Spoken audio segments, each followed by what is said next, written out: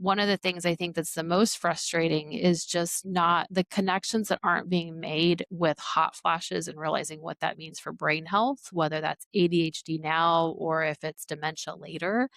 The reality that these women don't know they're higher risk for heart disease. And those are just what I think of as basics. Like every woman should know if you're higher risk.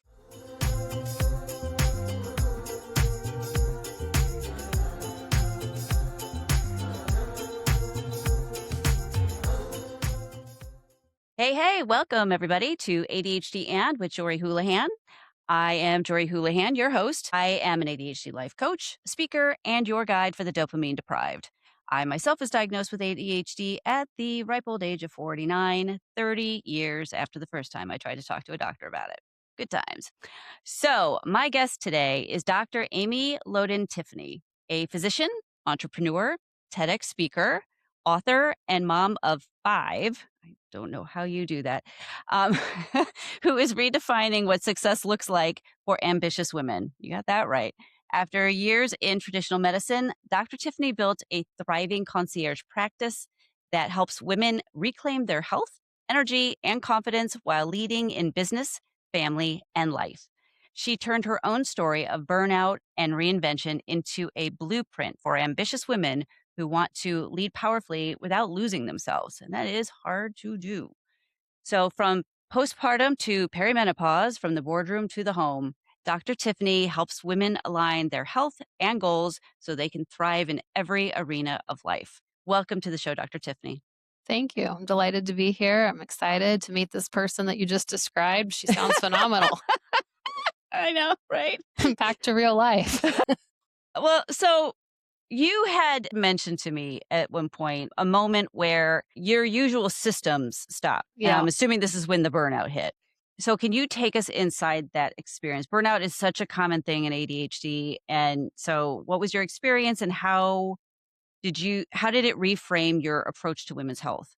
Yeah. So burnout has hit me several times in my career. You might imagine it happens to intersect with every time I reproduce. So you're trying to figure out how to do life with yet another human in your family, but nothing at work has particularly changed. And so all those expectations stay with you. And, within medicine, within healthcare, this of course happened throughout the last epidemic, right, that our country has faced. And so COVID challenged that in a way that we didn't really get trained for in medical school.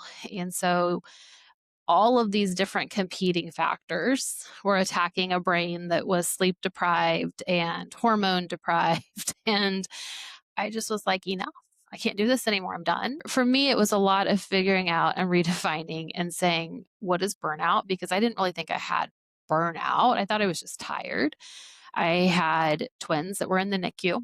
I had 2 older children who were 4 and 6. I was married, I should say, but I didn't realize that the profound fatigue I was having, the deadlines I was missing, the mistakes I was making were something beyond what you'd expect for new mom of twins who are in the NICU.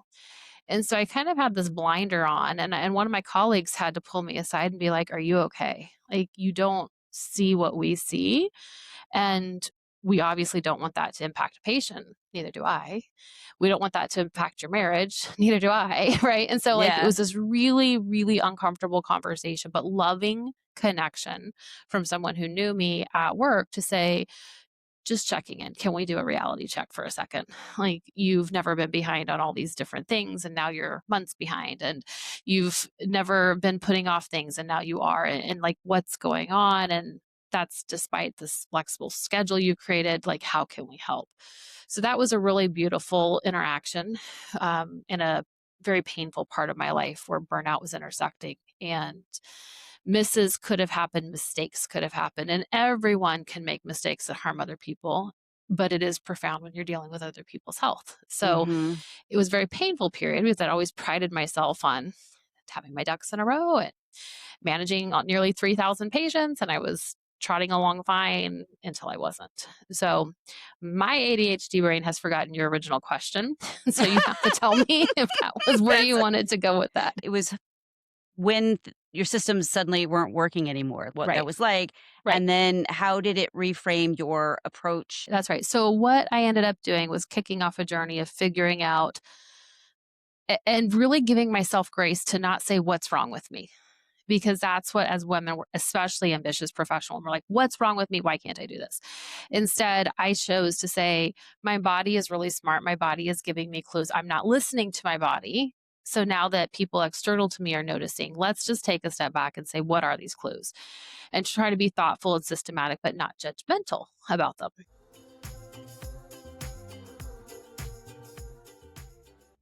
And one of the things that really came through for me in all of that evaluation was realizing how much hormones play a role. And after you've had a baby, of course, your hormones go down. If you choose to lactate, estrogen is at a different level than if you're not. And then lactating and producing for twins is a different level than one. And so that was kind of where I was at physiologically, and not appreciating that my hormone levels were playing a role in how I was showing up, not just physically and emotionally, but mentally. And that really made me start cluing in more to this idea of how do we, as healthcare professionals, how are we interpreting the data that our patients are giving us, their bodies are giving us, and how that shows up at work, at church, at home, at the community center, at the gym, wherever. Because just like my body was smart, was giving me information, our bodies all give us information, but we're not trained most of the time to listen. So we have to learn how to listen. And how can we, as healthcare professionals, start to reimagine with patients, is really something gone wrong? Or can we say, nothing's gone wrong? Your body's giving us a new signal. We need to pay attention. And that's a much more free, focused, non judgmental environment, and a Mhm. space in which we can be curious and we can say, huh, what worked before isn't working. I wonder why. How interesting. Doesn't mean it's not painful, doesn't mean relationships aren't affected, right? But it gives us the space to breathe. We are our own worst bullies some of the time, so when you can find that way to do what you did, which is to give yourself some grace and to just look at what was going on with curiosity, Yes, right? Instead of going, "Ugh, what's wrong with me?" Which is what we typically do. That makes a huge difference. It just in terms of just it feels lighter to ask, "Hey, what's going on here? Something I'm curious, what's going on?" Right? And I think that when we are able to do that, I think curiosity brings more answers or at least better questions. right. Judgment just brings more judgment. So, Yeah, it allows you to have no blinders in a way that you would otherwise. Because if you say, there's something wrong with me, you've already decided. Whereas if you say, what's different, you mhm, give the possibility of more exploration. yes. And I like how you said what's different as opposed to why a why question. I tell people all the time, don't use why questions because it makes people defensive, including ourselves. And when you ask what questions, the brain automatically has to think of a more specific answer. 'Cause of so, yeah, I like that you did that. That was awesome. All right. Okay, I passed. Whew. woo, all right. Next question. As I'm sure you know, many high achieving women suddenly struggle with focus and follow through in midlife, right? So what are you seeing in the exam room that most people are still missing? I think within all of healthcare, we're starting to become more aware, and there's more conversations happening both here and in non healthcare spaces. But the idea that estrogen really plays a role here in a way that we haven't fully appreciated historically. And we've kind of attributed all these changes in midlife to just calling it aging. Even if we say we'll treat menopause, we say it's just normal aging. And there's nothing normal about it. There's average, there's what the average person experiences. But once you go through it and are going through it, you don't consider it normal. You don't feel like your body is what it's always been. So there has to be some reframing of the language we use around it. And what I've noticed in the exam room is women all the time. They're like, I don't know, maybe I'm going through perimenopause. And it's just so frustrating to watch because it's like, of course you are. 10 to 15 years before you go through menopause is perimenopause. It's the Mhm. reverse adolescence. Of course you are. Like, no questions asked. You don't have to tell me anything else. Just mathematically, I could tell you this, right? Yeah. And of course, there's outliers, but for the average woman, When she comes in and says that, I automatically know. I'm like, yeah, you're already there. So let me just validate what you're feeling is real. Whether or not it matches what anyone else has said or experienced is irrelevant to me. You feel it, it's different for you. And that's good enough for me to say, let's talk more about it, right? Mhm. Does that mean you need a bunch of tests? I don't know. Maybe we got to talk more. Does it mean you need medicine? I don't know. Maybe, right? Right. But you deserve to tell your story and you deserve to be heard in a non judgmental, non rushed experience. And that's not what we provide women in No. most of the contexts they experience healthcare. Yeah. I definitely did not get that experience with my menopause, and that's the thing, I've really loved my gynecologist up until this point and my internist, and but there is something about menopause that people just kind of wanna say, "Nothing to see here," and women are, like, thinking, "Okay, well, I guess I just have to deal with this," or, "I guess this is," like you just said, "it's normal aging." Right. But people really don't understand how much change happens, especially when you are crossing the threshold into menopause. It's a lot. And like you said, you don't feel like yourself. I interviewed somebody recently, Deborah Duby. She's a personal trainer, and she talks about these women coming in and saying, I don't know what's happening. This doesn't feel like my body anymore. Correct. And so Correct. I wish doctors were a little bit more like, I don't expect every doctor to know everything, including my gynecologist. If she doesn't handle Right. menopause, great, but just be transparent about it and give people resources so they're not left to fend for themselves. Correct. So the reality is that when the Women's Health Initiative came out in the early 2000s, all of those individuals who were up until that point prescribing hormones abruptly stopped. Mhm. And then for 20 something years, medical schools did not teach this across the country. There were pockets. And of course, we'd get a lecture in our GYN training that said, what is the definition of menopause? So I can answer that test question, right? Mhm. But that's not the same as being trained to care for a woman who's going through the menopause transition or to optimize her cardiovascular, bone, brain outcomes for the next 2, 3, 5 decades. And that is where the fundamental gap is. Mhm. And where I got very interested in this was early on. I trained at Cornell, and when I came back to work on faculty at one of the academic centers, I realized that the GYN residents weren't being taught this either.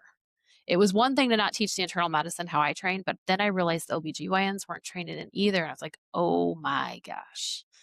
Like these are the most elite institutions. And if we're not training it, I know it's not happening at other places. So I went and got extra training right after I finished residency and became certified in menopausal medicine more than a decade ago. And even within that time period, I live in St. Louis. It's not a tiny city. It's smaller than LA for sure, right? But it's not that tiny of a city. We've got a ton of good people here practicing medicine. And for nearly 6 years, I was the only woman who was a certified menopause practitioner. Oh my Now, gosh. because of all the conversations that have happened over the last 5 years, there's a lot more people who are at least interested, and there's a lot more who are certified. But I'm shocked that I'm watching this happen in real time. Right? Like if you had told me this happened in the 50s and my grandmother experienced it, I would believe that. But this is like what I see in my colleagues and the patients that I interact with regularly, and it's really disheartening that we can be here and know this.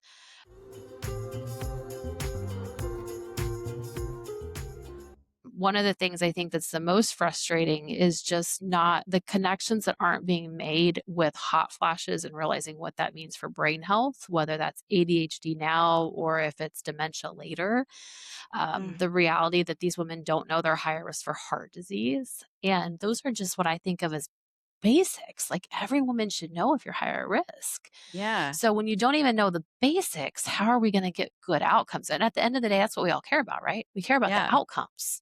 So there's a lot more work to be done. And if your listeners hear me say nothing else about menopause, go and check out the Menopause Society to find someone who does this near you. Contact my office for more information. Like there are people who can help you. But the ADHD presentation is not one you nearly think about as much with menopause. And yet I see it more in the perimenopause. That's really where I work my intersections the most. And I'll see women who 2 or 3 months, they're just like pulling their hair out because it's so bad.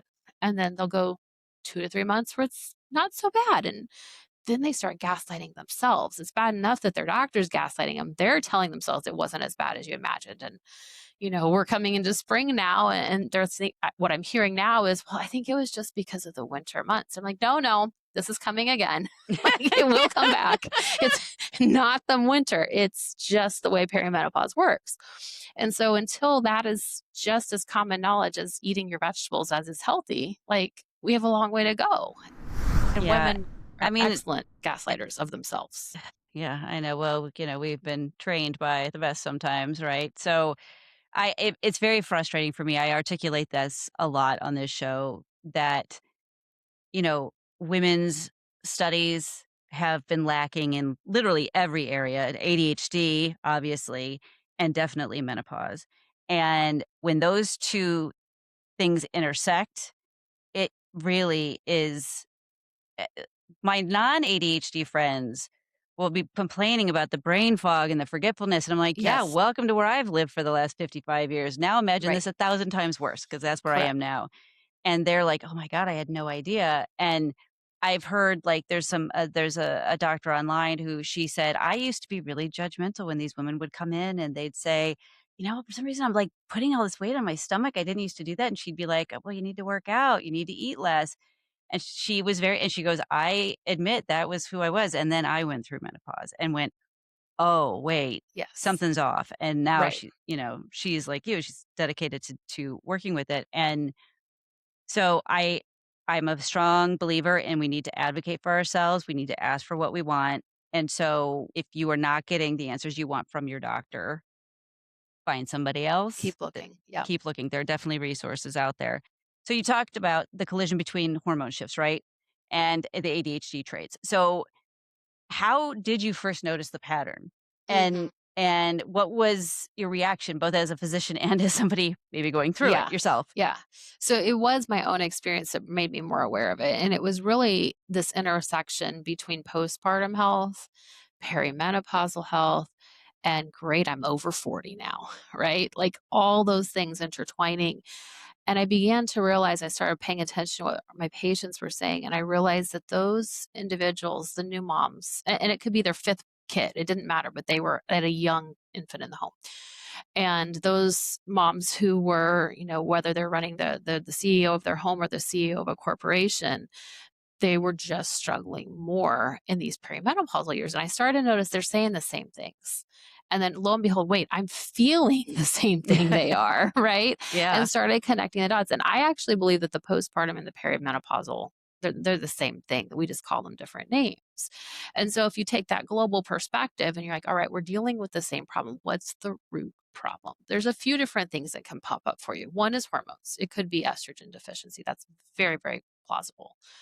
The second one that I think is a lot more hidden in some circles is becoming more, shall I say, talked about, is insulin resistance. Mm. And insulin resistance, as it goes up, causes estrogen to be lower. So even if estrogen's technically in a normal range, if you have insulin resistance, you can create a functional picture that is very much like your postpartum state or your perimenopause state because it's not the right level of estrogen for your brain. Now, can I prove that on a lab test? No, because if I test it, it'll be normal, right? But you'd Mhm. have to know what your normal was when you were 18, right? To Mm. understand, is it really normal or not for you? And we don't test estrogen like that. Why? Because the tests frankly suck. And I absolutely appreciate that there are people who disagree with me on that. So when you have them on your podcast, they can say their perspective, right? But I don't want to do a test for somebody if I can't make really good decisions on it. And if I have to repeat it 3 to 4 times to figure out kind of what that person's trend is, that to me is not a great test. Now we could go Mhm. all scientific and use a bunch of scientific words, and so I'm sorry to the audience members that are looking for that. I'm not going to give you those. But the big picture is what I'm trying to show you here. And if we don't have the right basics as our foundation, we're going to have problems. So if our body needs a certain estrogen level and our insulin resistance has caused that to be lower, we're going to feel like we have low estrogen in our brain and in our function. And that's where it really intersects for mental function and ADHD, those who live with Mhm. it. That's very interesting about the insulin resistance when you talked about how, well, it would technically show normal, I find that is one of the most frustrating things about a lot of medically looked at Yes, things is, well, everything's in the normal range. I'm right. like, but what does that mean? Is it like on Yeah, the cusp of the normal range? What does it look like right. compared to all these other things? We focus on one body part as opposed to the Yeah. whole. So And here's something really interesting about that. And this may go on a different rabbit trail that you wanted to go into, but normal is only average. So if I'm going to pick on Quest because that's who we have a lot of in St. Louis. If I go by Quest range, I'm mhm. getting the average for the people who get their blood tested in Quest. If I do the hospital range, right, it's the average for those machines in those hospital settings. So they And could they be are, completely different things. well, if you start really studying ranges, they're overlaps, but they're different ranges. So now think about this a step further. What if your population you're measuring tests in is really sick? They're overweight, they have diabetes, high cholesterol, like all the things, right? Yeah. That changes your average. So normal is only average.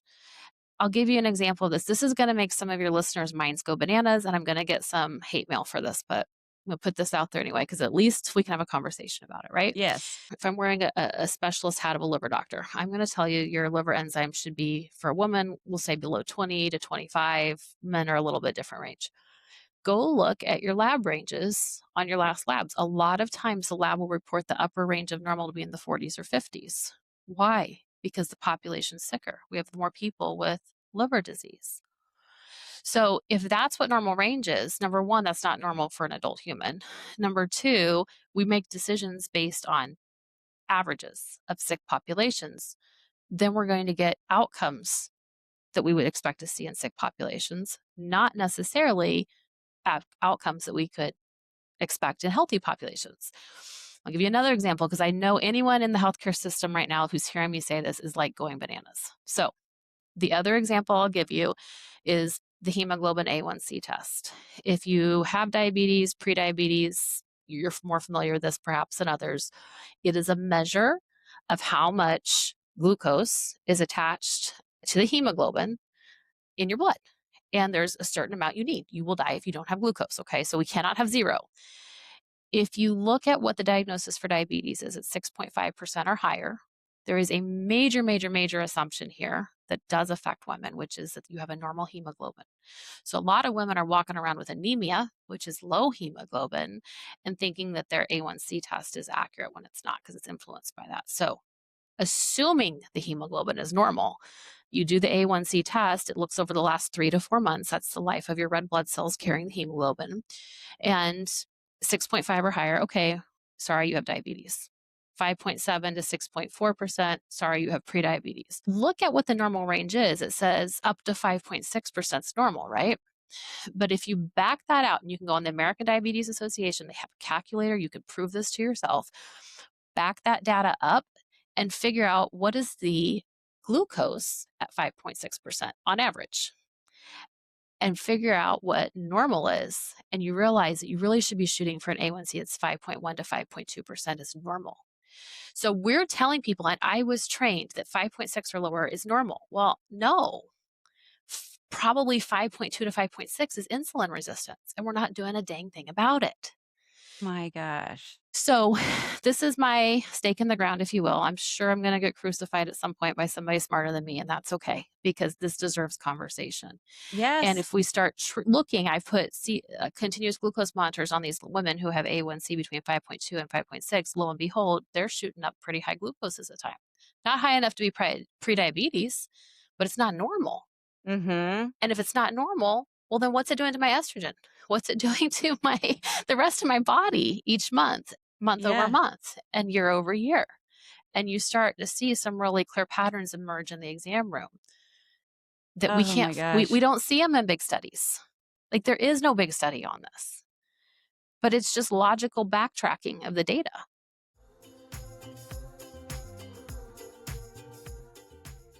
My mind is just blown. I had somebody once tell me she worked in studies, right? And she said you could honestly make a study look any way you wanted to. Correct. And I was Correct. like, "Oh, well, that's reassuring." This is yeah, that's really interesting. So go to the Um, American Diabetes Association if you don't believe me. It's their well, I calculator you believe can you. figure this out with, right? But there will be people who are like, "No, because I was that person."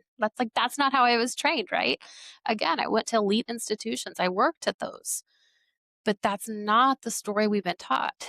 And I would like to think that most people who go into medicine and nursing do so from a truly benevolent place. Mhm.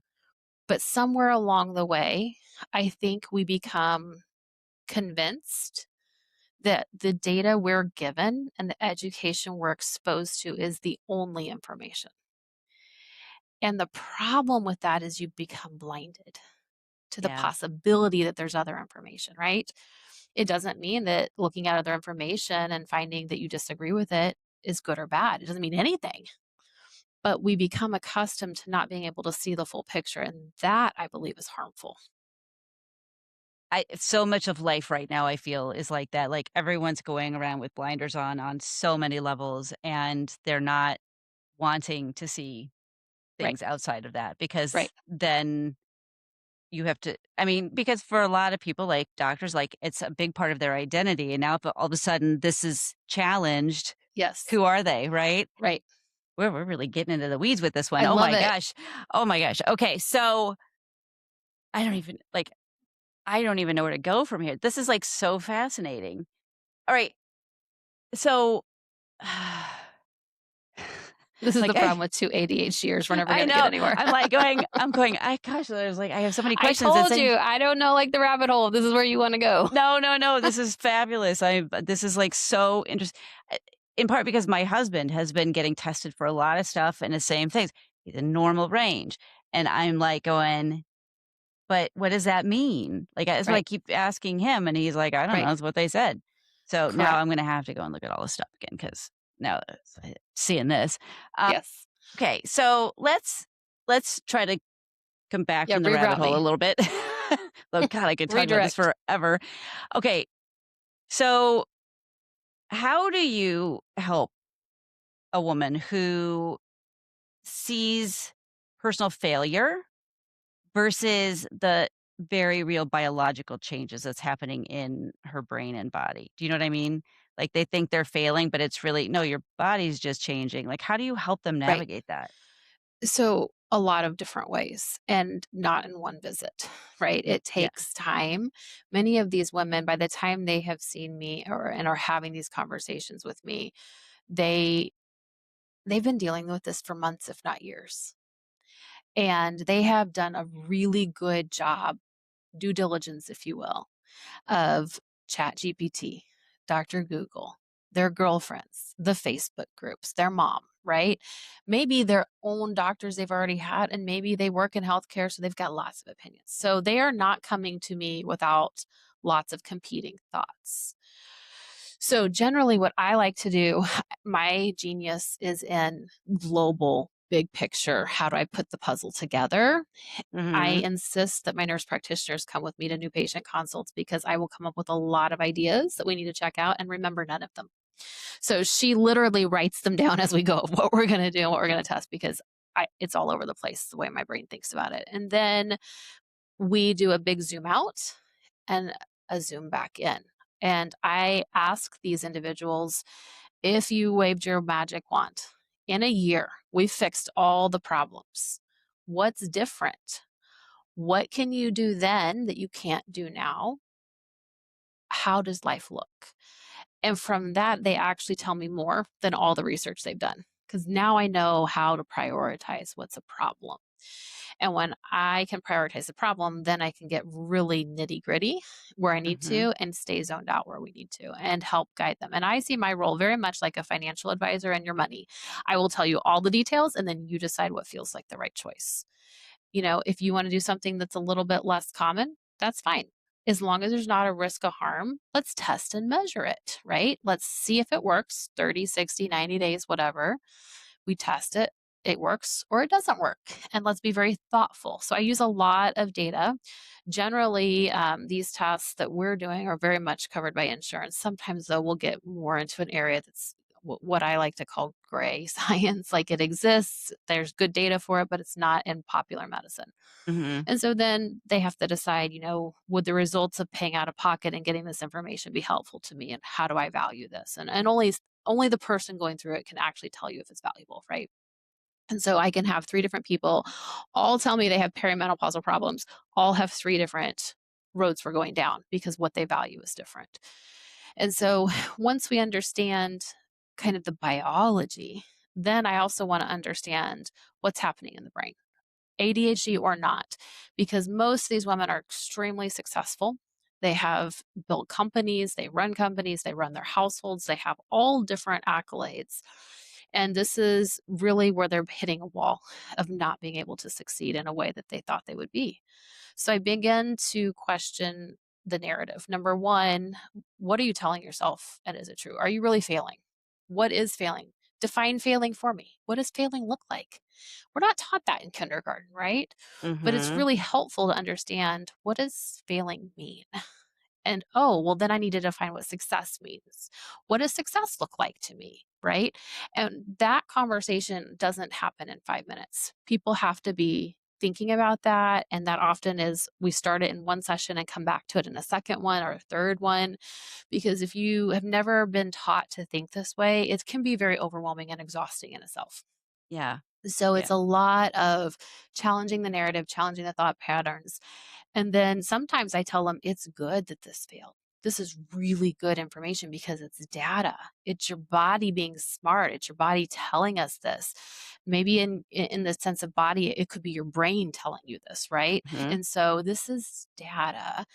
None of it's bad. So we're not going to judge it. We're going to say, this is, we're just going to be curious. This is information.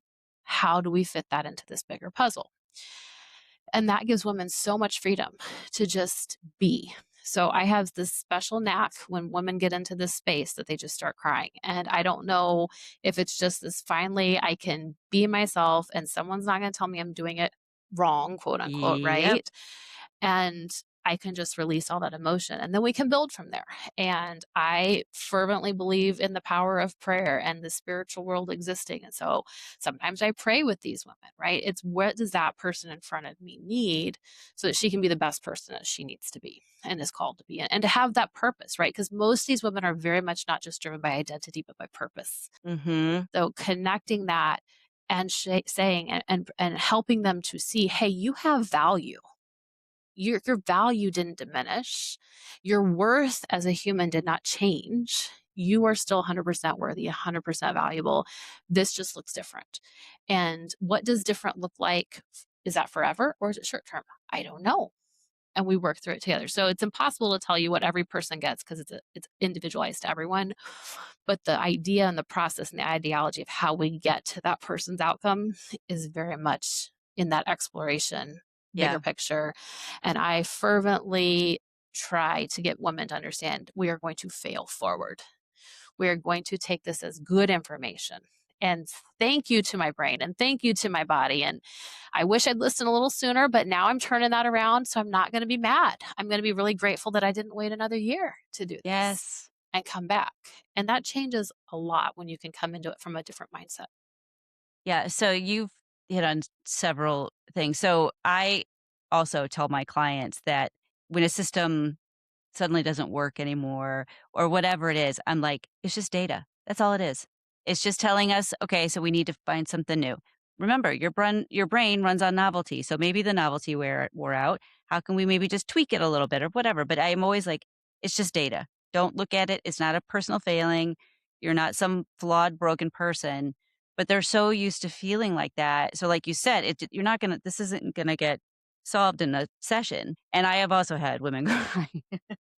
I've had so many women go, "Do you know how refreshing it is to talk to somebody about this and not feel judged?" Correct. And I I'm can like, just be "I listened to. wish that it was not I wish that you had been able to do that." And I've been in that boat Correct. too, right? So Yes. but I also wanted to point out, I'm really happy that you told us that you have a nurse practitioner come with you to write things down because you'll Yes. forget. I will. Because I am constantly telling people, externalize your thoughts, get external accountability, and that's you Yes. have both. I love Yes. that. Yes. Right? You found a system that works for you, and I It love that. only took me 8 years, right? And so, like, that is part of the process of failing forward is, like, keep trying and trying and trying, but don't keep trying the same thing. Yes, yes, and that I agree with, and that we do sometimes keep like, "Why are we doing this again? We've already tried this. Let's try a different route now." And but yeah, I was very happy to hear you say that because Yay. it's not just it's not just me saying those things to them No, now.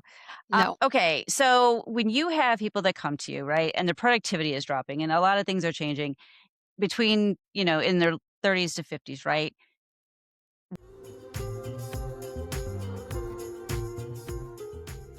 What are the first signs that point to hormones or neurodivergence versus burnout Yeah. or And not just burnout? there's a third one that creeps up that I'll try to remember. Watch me here. You're reminding me. This is my external right now. It's telling you to remind me of this. But to answer your question, I'm looking for what's the different, right? When you tell me that your productivity's dropped, is there proof of that? Has your boss said that? Has a project suffered from it? Has, your partner brought this up? What's going on that tells you that this is a problem? And then on top of that, so there I'm looking for external sources, right? Versus something, a story we tell ourselves. And I'm looking for that because I've experienced where I've told myself a story that no one else has seen. And so it's important to understand, is this a what level are we dealing with? Is this something that we're dealing with only in our brains and justifiably deserves attention just like the other story does, but it's a different process. So that's the first fork in the road I'm trying to understand, is, are other people seeing this? If other people are seeing this, how dysfunctional is it? Is it just kind of annoying, or is, like, your marriage on the rocks because of this? Is your job on the line, right? Is your kids' school saying there's a problem if you don't change? Like, how bad are we dealing with? And what's interesting, just anecdotally, is most of the time these high functioning women, really, those aren't the places they'll tell me. They'll say, no, the proof of it is my waistline's expanding, or I just got put on my third blood pressure medicine, or I don't feel like anyone's listening to me, but my labs are normal, right? So they're hearing it in a different way. And it's often about their health. They're usually sacrificing their health on the altar of everything else. Now, do I sometimes get those other really severe situations? Yes. But most women are holding it together in those places and instead sacrificing their health for those. So that makes sense why they would end up in my office, right? Within the healthcare schemes. So we do a lot of investigation of how bad is this? What is the story? Where is the source? And then what is the proof? Sometimes, though, you do have somebody come in and it's all crashing. So then you Yeah. have to really, like, figure out, where do you prioritize? Yeah. But it's generally slow. It's generally not something that just happened out of the blue. And you start to hear the story, and it's like anything else. You can compensate and compensate and compensate until you can't. And so it feels like you're falling off the cliff. But when you look back, you start to see there's been a story here all along. We just didn't hear your body talking to you. So that's when I'm looking at these women, 30s, 40s, and 50s. That's what I'm looking for. And again, perimenopause brain. I don't remember the other half of your question. The second half of my question was what tells you that it's hormones or neurodivergency versus burnout? Yes, yes, yes. Thank you. Mhm. So there are actually standardized forms for both neurodivergence and for hormones. So as part of our new patient intake process, we have people do both. And so I know, walking into the new patient exam, what I'm dealing with from standardized forms that have been done in big studies. We know they're good quality things. Burnout's a little bit different. And burnout, the way I define it, is that you've lost connection or purpose with your work. You don't have empathy with who you're serving anymore, and you're just trying to survive. There are different types of people's definitions of burnouts, but that's what I mean when I Yeah. talk about burnout. And so most of the time, I'm not dealing with severe burnout because those individuals tend to be funneled through HR, and they Mhm. tend to end up in therapy or in some type of HR healing process. And I say healing lightly there versus what we're doing, which I think is a lot deeper. We're really trying to find emotions, thought patterns, fixed false beliefs that are keeping people sabotaged, spiritual realm. Like, there's just it's a lot more depth. And that, I believe, is where you can really find healing in any realm. Mhm. But when it comes to burnout specifically, most of those individuals, by the time they reach me, they've said, my HR director said I need to see my primary. And so they've kind of already done some type of burnout assessment. We're kind of catching them on the back end. And usually it's because HR wants me to put them on a pill. And so that's where, when I get into those tend to not be first patient consults. That Yeah. tends to be somebody that's been with me for a while and they're like, now this is coming up. So, Yeah. but the exam's the same way. And when I say exam, I really mean the evaluation of the process. It's not necessarily a physical exam most of the time. It's, let's repeat this survey. This is where you were when you came in. We're 18 months later. Let's repeat the menopause symptom survey. Let's see where you're at. Interestingly, those who are neurodivergent have their own communities often where they've started to realize and connect, and they tend to follow certain referral patterns. And so they tend to come to me too, where they're already self identified. So the big gap that I tend to see by the time they reach me is, am I going through perimenopause? Mm. And so it's a little bit different entry point, perhaps than what we used to see. But there's so much good information now that those who are neurodivergent are starting to realize it, and they're finding the Facebook communities. They're finding, all these different communities in their physical or social, and they're getting support that they could never have had before in the healthcare system, with or without meds, with or without therapy, right? And they're starting to talk to their girlfriends and they're saying, Saturday morning brunch, oh, you should check out such and such, or you should follow such and such on social. Yeah. And they're getting finally answers in a way that they've never had before. But that's not something that generally your primary care doctor is going to be trained to identify. Pediatricians are probably the best out of the group. And even then, you sometimes have to push them for evaluations. Yeah. I find that women are really good at, okay, I'm not getting the answers from who I should be. So let's become a collective and Crowdsource. Yeah. crowdsource it. And, I hear doctors complain about don't use, Google. I'm like, well, people are sometimes are using Google because they're not getting their answers from doctors. Like that's Or what it takes 6 months to get an appointment, yeah, right? exactly. And so they need something to help them understand what's Yeah. happening to them and they would love to talk to a doctor about it, and so anyway, clearly I have a few issues with some of the medical I world, have a but lot of issues with the medical world, and I'm a doctor, right? Like, so I don't think that's a bad thing. I also don't think we can fix the system quickly. no, And no. I've gotten to the point that I know who my people are who are going to go to Chat GPT before I even talk to them. And I just tell them, all right, tell me what Dr. Chat said, and let's start from there. Right. And then what do you understand from this? Okay, well, here's my understanding. No, you're not dying of this horrible pneumonia because you're not in ICU on a ventilator, right? Like helping to understand why it's not. And God help me if I'm ever having to talk to a car mechanic, I'm using car mechanic chat GBT, right? Like, so I don't come at this from a perspective of you're a horrible person because you asked a question, but I Yeah. do need to know where you're starting from. And I Yeah, need to know what you exactly. think so I can help you understand your data.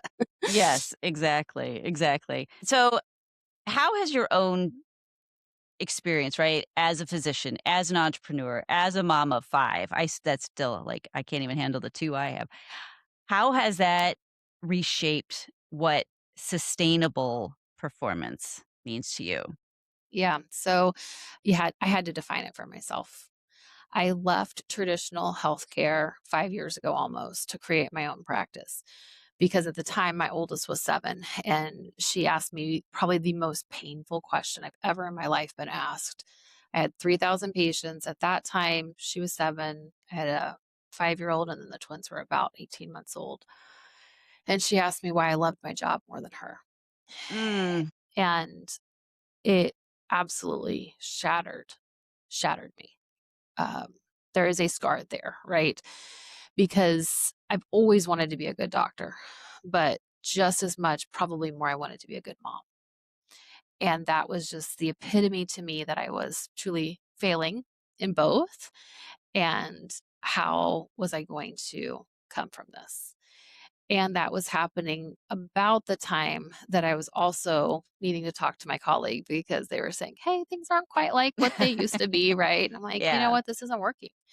So rather than keeping trying to beat myself into a mold that somebody else had created, I decided I'm going to be who God created me to be.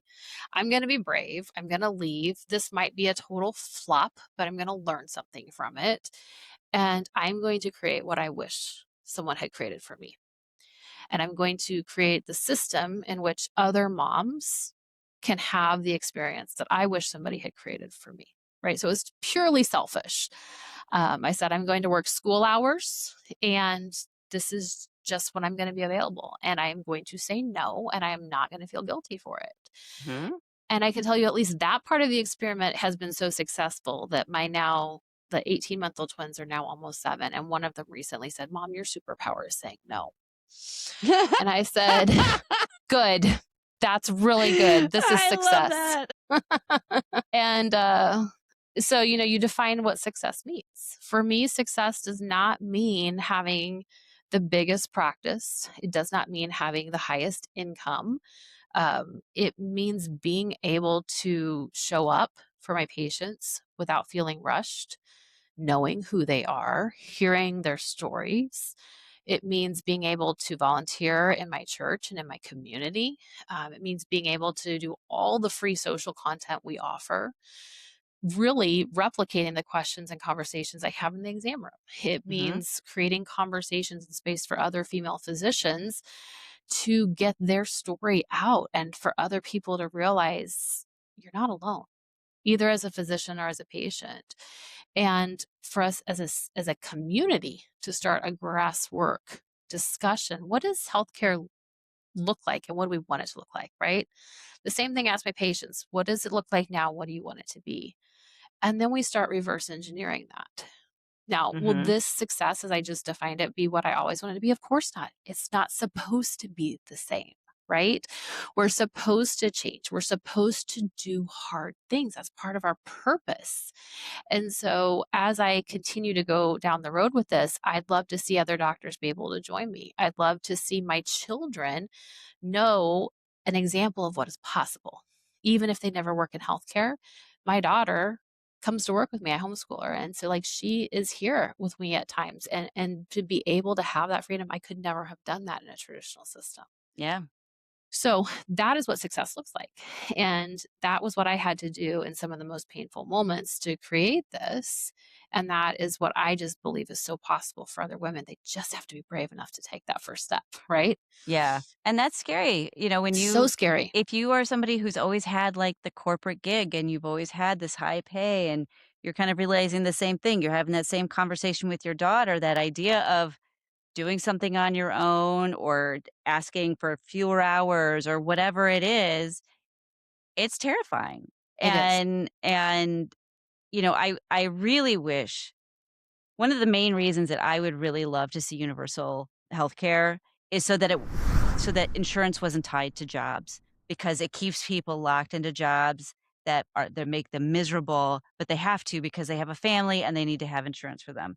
And it's one of the Golden handcuffs. it really is. And I just wish that we could find a way to get rid of that part of it, because I feel like we lose so much innovation and ingenuity when people are locked into jobs when they could be out doing amazing things with their brains and their gifts, and they can't because of things like that. So, Right. but And the interesting yeah. thing is those systems exist. Direct primary care exists. I do concierge medicine, which is a little bit different, but there's some overlap. There's a lot of labs now where you can go and get basic labs and the lab director will sign off. You don't even have to have your doctor signing off anymore. Mhm. There are all sorts of what's the right word? It's like a fund share where everybody contributes a certain amount. And then if you have something, the whole group helps pay for it. Yeah. So those things exist, but people don't know. No. I mean, I've never heard of any of those things. Yeah, I mean, I've heard of, like, I can't remember what they've called it, but I think basically just self-pay, with the costs of medical care being so ridiculous. Some of the things, I mean, when I had my kids, I had to get stitches, and they would put this as a surgery. I didn't have a C-section. I had a natural childbirth, and insurance was trying to say they weren't gonna cover it. I mean, there was just all this stuff, and I was just like, and I'm looking at this bill going, "You're having me deal with all of this with a newborn?" And that's what right. they count on. like, you're Correct. tired and whatever. Yep. And I'm like, this is not how we're supposed to be treating people. This is not how we're supposed to be. We're supposed to be working as a community to help each other and to look out for each other. And I feel like we have definitely, I just say that like it's all the gloom and doom. I love my community. And I also know there's just a lot going on in the world right now that's showing me other things Yeah. that are Yeah, not going absolutely. on well. Well, for what it's worth, direct primary care is a really nice option for a lot of people. You still need catastrophic level insurance in case you are in some horrible event, but it really lowers the amount that you have to pay. And these clinics do not take insurance, but they often have all your basic medications, all your basic tests right there on site. And you go in, you pay for a family, it might be $100 a month. And you just go in as much as you need to. You have your doctor's phone number. And I just think it's an option that most people may not realize they even have in their neighborhood. That is really good to know. I did not even know about that. So that is awesome.